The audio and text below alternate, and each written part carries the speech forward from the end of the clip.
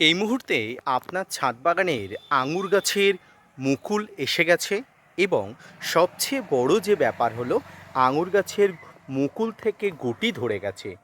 ছোট্ট ছোট্ট থোকায় থোকায় যে গুটিগুলো আপনি এই মুহূর্তে দেখতে পাচ্ছেন, এখন হলো ছাদ বাগানের আঙুর গাছের গুটির এই দশা। তবে এই মুহূর্তটা কিন্তু অত্যন্ত গুরুত্বপূর্ণ এক মুহূর্ত।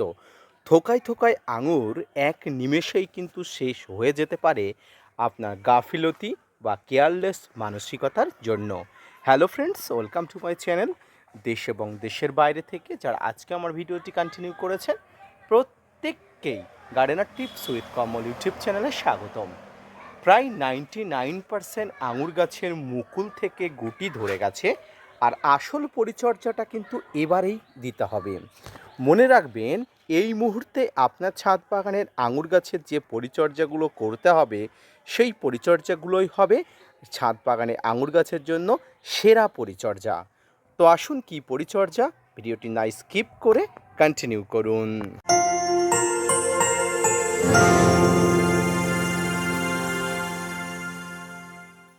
সম্মানীয় দর্শক এবং শ্রোতা বন্ধুরা, এই মুহূর্তে যাদের ছাদ বাগানে আঙুর গাছের এই ছোট্ট ছোট্ট গুটিগুলো এসছে, এবার কিন্তু আঙুর গাছের গুটির পরিচর্যা আপনাকে করতে হবে। আঙুর গাছের গুটি আসা মাত্রই আপনাকে প্রথম যে পরিচর্যাটুকু করতে হবে সেটা হলো আঙুর গাছে একটা ভালো মানের ফাঙ্গিসাইড প্রতি সপ্তাহে একবার করে দিতে হবে। এই ফাঙ্গিসাইড প্রতি সপ্তাহে একবার করে দেওয়ার কারণ হলো কোনো প্রকার ফাঙ্গাসের আক্রমণ যাতে আঙুর গাছে না হয় বা আঙুর গাছে আক্রান্ত না হয় কোনো ফাঙ্গাস দ্বারা, সেদিকে আপনাকে কড়া দৃষ্টিতে কিন্তু নজর রাখতে হবে। এবার কথা হলো, কোন কোন ফাঙ্গিসাইড এই সময় আঙুর গাছে দেওয়া যাবে। বাজারে বিভিন্ন ধরনের ফাঙ্গিসাইড পাওয়া যায়, তবে আমি আপনাকে সব ফাঙ্গিসাইড ব্যবহার করার কথা বলবো না।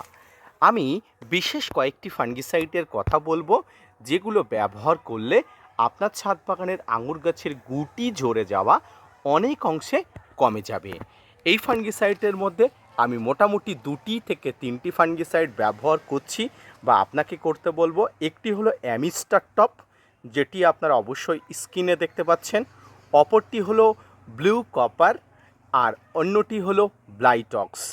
অ্যামিস্টার টপ, ব্লু কপার বা ব্লাইটক্স ছাড়াও বাজারে আরও হাজারো ধরনের ফাঙ্গিসাইড পাওয়া যায়, ব্যবহার করতে পারেন। তবে আমি বিগত 5-6 বছরের অভিজ্ঞতা থেকেই বলছি, এই ফাঙ্গিসাইডগুলো এখন ব্যবহার করলে এই যে আঙুর ফল পচে যাওয়া বা আঙুর ফল ঝরে পড়া, এই ধরনের সমস্যা কিন্তু হবে না। শুধু কি ফাঙ্গিসাইড ব্যবহার করলে আঙুর গাছের ফল পড়া ঝরে যাবে? না, একদমই না, এমনটা না। এছাড়াও আঙুর গাছের নানা ধরনের সমস্যা দেখা যায়। দেখুন, এই সমস্যাগুলো যদি আপনার ছাদ বাগানে আঙুর গাছে দেখা যায়, তাহলে কিন্তু আপনাকে তৎক্ষণাৎ কিন্তু ব্যবস্থাপনা করতে হবে। এগুলো কি হতে পারে, আসুন এবার আপনাদের একটু দেখাই। এগুলো হলো সেই পোকার বাসা, যে পোকাগুলো আপনার আঙুর ফলগুলো কিন্তু নষ্ট করে দেয়। তাই এই ধরনের আঙুরের গুটিতে কোনো প্রকার পোকার আক্রমণ হলে আপনি তৎক্ষণাৎ হ্যান্ড মারফত, অর্থাৎ আপনার হাতের মারফত এই পোকাগুলোকে রিমুভ করে দেবেন। দেখুন, আমি কিন্তু সম্পূর্ণ পোকাগুলোকে কিন্তু রিমুভ করে দিচ্ছি, এবং প্রত্যেকটি আঙুর ফলকে আপনি একদম বিপদমুক্ত রাখবেন। প্রয়োজনে 2-1টি আঙুর ফল যদি ঝরে পড়ে, তাহলেও কিন্তু কোনো রকম কোনো সমস্যা হবে না।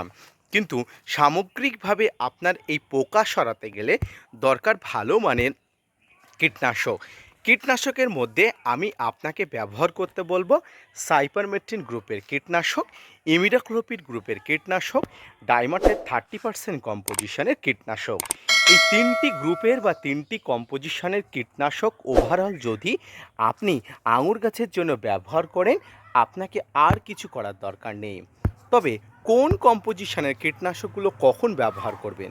দেখুন, সাইপারমেথ্রিন, ইমিডাক্লোপিড এবং ডাইমাটের 30% ছাড়াও আরও অনেক ধরনের কম্পোজিশনের কীটনাশক আছে, আপনারা ব্যবহার করতে পারেন। তবে এক্ষেত্রে বলবো, এই সব উল্টোপাল্টা কম্পোজিশনের কীটনাশক ব্যবহার না করে আপনি এই 3 কম্পোজিশনের কীটনাশকই ব্যবহার করুন, এতে ভালো ফলাফল পাওয়া যাবে।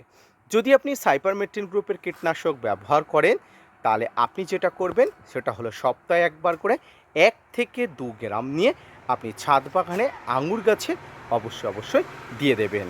1 থেকে 2 গ্রামের অধিক বা বেশি কোনোভাবেই কিন্তু দেওয়া চলবে না।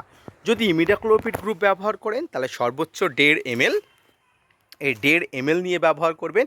অর্থাৎ প্রত্যেকটি কীটনাশক বা প্রত্যেকটি ফাঙ্গিসাইড 1 থেকে 1.5 গ্রাম বা 1 থেকে 1.5 ml এর অধিক নেওয়া চলবে না। এ তো গেল ফাঙ্গিসাইড বা কীটনাশক। আঙুর গাছের জন্য আরও অনেকগুলো প্রয়োজনীয় জিনিস আছে, যার মধ্যে অন্যতম হলো মাইক্রোনিউট্রিয়েন্ট এবং পটাশের ব্যবহার। সপ্তাহে একবার করে পটাশ সার ব্যবহার অনিবার্য আপনাকে করতে হবে, কারণ মনে রাখবেন আপনার ছাদ বাগানের আঙুর গাছের ফুল আসছে এবং ফুল দেখে গুটি ধরছে।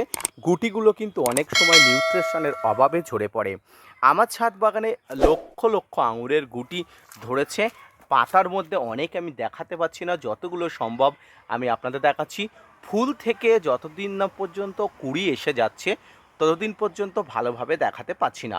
তো এই কুড়িগুলো যাতে নষ্ট না হয় তার জন্য আপনাকে ফাঙ্গিসাইড, কীটনাশক সব যেমন ব্যবহার করতে হবে, অন্যদিকে ব্যবহার করতে হবে অনুখাদ্য বা মাইক্রোনিউট্রিয়েন্ট। এই অনুখাদ্য আঙুর গাছের জন্য খুব দরকারি, কারণ আঙুর গাছের ফুল থেকে এই ফল বা গুটিগুলো সঠিক পর্যায়ে আনার জন্য আপনার দরকার অনুখাদ্য। আর এই অনুখাদ্য আপনাকে দেবে বোরন নামক মাইক্রোনিউট্রিয়েন্ট। এই বোরন ছাদ বাগানে গাছের জন্য দরকারি।